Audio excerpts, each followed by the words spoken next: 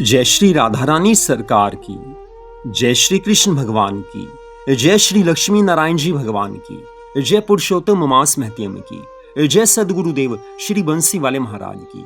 पुरुषोत्तम मास महत्यम के अध्याय 20 की कथा आज हम आपको सुनाने जा रहे हैं, जो कि इस प्रकार है।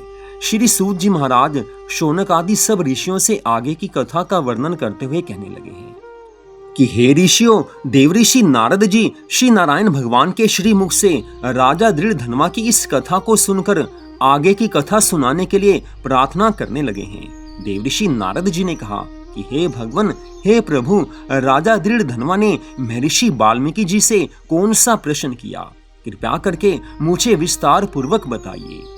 श्री नारायण भगवान कहने लगे हैं, हे पुत्र नारद, राजा दृढ़ धनवा ने महर्षि वाल्मीकि जी से कहा है कि हे महर्षि, सबसे पहले इस मोक्षदायक पुरुषोत्तम मास का व्रत, स्नान और साधना किसने की थी? इस मास की सेवा मोक्ष पाने के लिए कैसे की जाती है तथा दान की कौन सी विधि है? पूर्व जन्म में सुदेव ब्राह्मण के रूप में मैंने इसकी विधि पूर्वक सेवा की थी, जिससे मेरा मरा हुआ पुत्र जीवित हो गया था। हे तपोधन, इस जन्म में मैं उसके नियम को भूल गया हूँ। अब आप उसका विधि सहित विस्तार पूर्वक वर्णन कीजिए। महर्षि वाल्मीकि जी कहने लगे हैं कि पुरुषोत्तम मास के प्रथम दिन से ही प्रातः काल उठकर ब्रह्म को स्मरण करते हुए एक बड़ा सा जल पात्र लेकर नैत्रेय दिशा की ओर जावे। इस मास में व्रती घर से बाहर इसी भांति जाकर जनेऊ को दाहिने कान पर चढ़ाकर प्रातः सायं उत्तर की ओर मुख करके पृथ्वी पर घास बिछाकर सिर ढककर और मुख को बंद करके बैठे, ना तो थूके ना बोले। यदि रात्रि हो तो दक्षिण मुख होकर शौच करे। तदनंतर शुद्ध मिट्टी से 1 बार लिंग और 5 बार गुदा को धोए तथा 3 बार बायां हाथ और 10 बार दोनों हाथ मिलाकर मिट्टी से शुद्ध करे। 14 बार पैरों में मिट्टी मलकर शुद्ध करे। यह शुद्धि तीर्थ जल से ना करे, साथ में लाए जल से करे। तीर्थ के जल से दूर बैठकर यह शुद्धि करनी चाहिए। इस शुद्धि को करने के बाद तीर्थ में शुद्धि करे, अन्यथा यह अशुद्ध रहता है। यह व्रती की शुद्धि है। गृहस्थी मनुष्यों को चाहिए कि वह शौच अर्थात मल त्याग के पश्चात उपरोक्त विधि से शुद्ध होकर 16 अथवा 12 बार कुल्ला करें। लघु शंका के बाद 8 या 4 बार कुल्ला करें। हस्त शुद्धि के बाद नेत्रों से जल लगाकर दातुन लेकर यह कहे कि हे वनस्पते, तुम्हारे से हमें बल, आयु, यश, तेज, पशु, संतान, धन, ब्रह्म तत्व, मेघा शक्ति और बुद्धि मिले। दातुन में गांठ, छेद अथवा कीड़े आदि का निशान ना हो। वह छोटी अंगुली के समान मोटी और 12 अंगुल लंबी होनी चाहिए। दातुन को दांतों से चबाकर कूंची बना ले और फिर उससे दांत और मुख को साफ करें। दातुन के बाद 12 बार कुल्ला करके मुख शुद्धि करें। रविवार को नीम की दातुन करें। इसके बाद स्नान करें। समुद्र में मिलने वाली नदियों का स्नान उत्तम तथा तालाब, कुआं, बावड़ी का मध्यम कहा गया है। स्नान के पश्चात तीर्थ देवताओं का तर्पण करें। घर में स्नान करना गृहस्थों को साधारण कहा गया है। स्नान के बाद शुद्ध पवित्र वस्त्र पहनकर कंधे पर अंगोछा धारण करें। पवित्र स्थान पर आसन बिछाकर पूर्व या उत्तर मुख हो शिखा में गांठ लगाकर बैठकर दोनों घुटनों के बीच हाथ रखकर पवित्री अंगुली में पहनकर 3 बार आचमन करें। पवित्री आचमन के बाद गोपी चंदन अथवा मृतिका से खड़ी लकीरों वाली उधर्व पुंड्र या आड़ी लकीरों वाला त्रिपुंड्र लगाकर दोनों के मध्य में बिंदी लगाकर तिलक करें। गोपी चंदन से भुजाओं पर शंख और चक्र बनावें। यह सब पापों का नाशक है। जिसके शरीर में शंख चक्र आदि दिखते हैं, वह मनुष्य केवल मरण धर्मा ही नहीं, भगवान का शरीर होता है। उस मनुष्य के पाप भी चक्र आदि धारण करने से पुण्य बन जाते हैं। इसके बाद प्राणायाम और संध्या वंदन करें। प्रातःकालीन संध्या तारों के रहते करनी चाहिए और उसके बाद गायत्री मंत्र का जाप करना चाहिए। सूर्य के उदय होने पर हाथ जोड़कर दर्शन करें और अर्घ्य देवें। सायंकाल में पृथ्वी को नमस्कार करें। दिन भर की कमी के लिए यस्य समृतत्य मंत्र बोलकर क्षमा मांगे। दिन के पहले भाग में अपने नित्य कर्म को करके पुण्य श्री पुरुषोत्तम भगवान की आराधना करें। भगवान को याद करके भगवान के नामों का जाप करें। इससे भगवान प्रसन्न हो जाते हैं। पुरुषोत्तम मास में भगवान की पूजा की विधि बतलाते हुए महर्षि वाल्मीकि जी ने आगे कहा है कि हे राजन, लिपि पुती शुद्ध भूमि में मन और वाणी को वश में करके एक चौकोर या गोल मंडप बनाएं। चौकी पर चावलों से अष्टदल कमल बनाकर उस पर सोने, चांदी, तांबे अथवा मिट्टी का कलश शुद्ध जल से भरकर रखें। कलश के स्थापन के बाद उसमें तीर्थों का आवाहन करें। तदनंतर गंध, पुष्प, धूप, दीप से मंत्र बोलते हुए पूजन करें। उसके ऊपर वस्त्र से ढका तांबे का पात्र रखें, जिस पर भगवान श्री राधा कृष्ण जी की स्वर्णमयी प्रतिमा स्थापित करके उनका पूजन करें। पुरुषोत्तम मास के देवता पुरुषोत्तम भगवान श्री कृष्ण जी स्वयं हैं। इस मास में पुरुषोत्तम भगवान श्री कृष्ण जी का पूजन परम कर्तव्य है। इससे बढ़कर कुछ नहीं हो सकता। मनुष्य को बार बार ग्राम, धन, पुत्र, घर आदि तो प्राप्त हो जाते हैं, परंतु मनुष्य शरीर उन्हें प्राप्त नहीं होता है। इसलिए इसकी धर्म के लिए रक्षा करें। माता, स्त्री, पुत्र, पिता आदि कोई भी सहायता नहीं करते। केवल मनुष्य का धर्म ही उसकी सहायता करता है।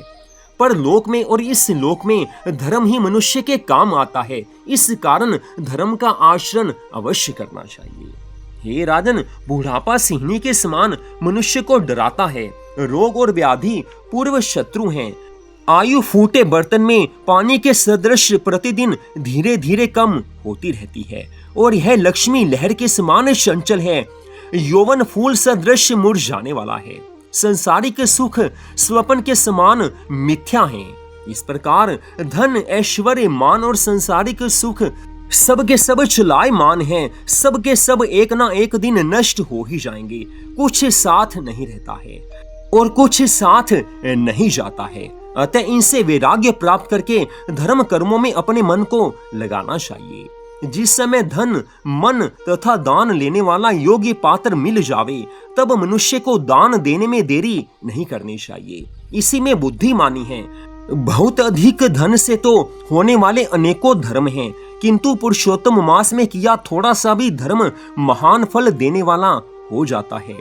स्नान, दान और भागवत कथा में बैठकर भगवान का मनन करते रहना चाहिए।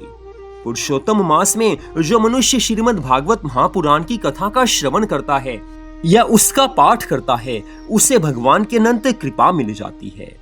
केवल इतना किया धर्म भी बड़े भारी दुख से मनुष्य को बचा लेता है। जिस प्रकार हाथी के पांव के निशान में सभी जीवों के पैर समा जाते हैं, उसी प्रकार सब धर्म भी पुरुषोत्तम मास के धर्म में समा जाते हैं। अर्थात पुरुषोत्तम मास में जो सब धर्मों का पालन कर लेता है, पूरी तरह से अपने मन को प्रभु चरणों में लगाकर भगवान की भक्ति करता है, भगवान की पूजा करता है, नियम पूर्वक रहकर भगवान के नाम का जाप करता है, उसके इन धर्म कार्यों से भगवान संतुष्ट हो जाते हैं। तत्पश्चात उसे हर्षण भगवान की कृपा का अनुभव होने लगता है। हे राजन, श्री गंगा जी की समानता कोई भी नदी नहीं कर सकती। कल्प वृक्ष की समानता अन्य वृक्ष नहीं कर सकती। वेदों की समानता सभी शास्त्र मिलकर जिस प्रकार नहीं कर सकती, उसी प्रकार कोई अन्य मास पुरुषोत्तम मास की समानता नहीं कर सकता है। पुरुषोत्तम मास के देवता स्वयं पुरुषोत्तम भगवान श्री कृष्ण जी हैं। इसलिए श्रद्धा भक्ति से इसका पालन अवश्य करना चाहिए, ताकि भगवान की कृपा को प्राप्त किया जा सके। तो यहीं पर आज की इस कथा का विश्राम होता है। इस कथा में स्पष्ट बताया गया है कि पुरुषोत्तम मास के जो अधिदेवता हैं, जो स्वामी हैं, वो त्रिलोकी नाथ भगवान श्री कृष्ण जी स्वयं हैं। और जो पुरुषोत्तम मास में भगवान की भक्ति कर लेता है, उस पर प्रभु की अनंत कृपा हो जाती है। पुरुषोत्तम मास के समान अन्य कोई मास नहीं है, नहीं है, नहीं है। ये इन कथाओं में बार बार बताया गया है। तो पुरुषोत्तम मास के इस परम पवित्र समय को व्यर्थ नहीं गंवाना चाहिए। अपने मन को प्रभु चरणों में लगाकर हर्षण भगवान को याद करें, भगवान के नामों का जाप करें। मनुष्य शरीर को प्राप्त करके हमारे जीवन में दुख भी आते हैं, चिंताएं भी आती हैं, हर क्षण नए संकट भी आते ही रहते हैं। लेकिन जो भगवान के चरणों में अपने मन को लगा देता है, उसके दुखों को भगवान दूर कर देते हैं। और विशेष रूप से जो पुरुषोत्तम मास में भगवान की भक्ति करता है, भगवान उसकी सभी चिंताओं को हर लेते हैं, मनोकामनाएं पूरी होने लगती हैं। जीवन में कोई भी कमी क्यों ना हो, भगवान उस कमी को दूर कर देते हैं। धन चाहने वालों को धन की प्राप्ति होती है। अगर विवाह ना हो रहा हो तो पुरुषोत्तम मास में भक्ति करने से विवाह का संयोग भगवान की कृपा से बन जाता है। संतान सुख पुरुषोत्तम मास में भगवान की भक्ति करने से अवश्य प्राप्त होता है। मन अगर चिंता में ग्रस्त रहता है तो भगवान चिंता को दूर कर देते हैं।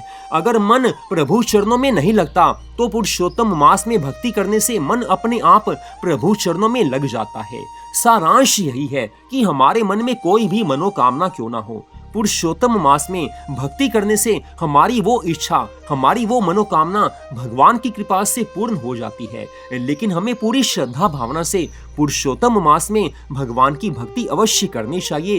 पाप कर्मों से इस मास में तो विशेष रूप से बचकर रहना चाहिए, तभी पुरुषोत्तम मास में की गई भक्ति का हमें पूरा फल अवश्य प्राप्त होगा। तो आज की इस कथा को आपने सुना, आप सबका हार्दिक धन्यवाद। श्रीमद् भागवत महापुराण की कथाएं भी प्रतिदिन हम अपने चैनल पर सुना रहे हैं, उन्हें भी आप जरूर सुनिए। जय श्री राधा रानी सरकार की, जय श्री कृष्ण भगवान की, जय श्री लक्ष्मी नारायण जी भगवान की, जय पुरुषोत्तम मास महत्यम की, जय श्रीमद् भागवत महापुराण की, जय सदगुरुदेव श्री बंसी वाले महाराज की। जय जय श्री राधे, जय जय श्री राधे, जय जय श्री राधे श्याम।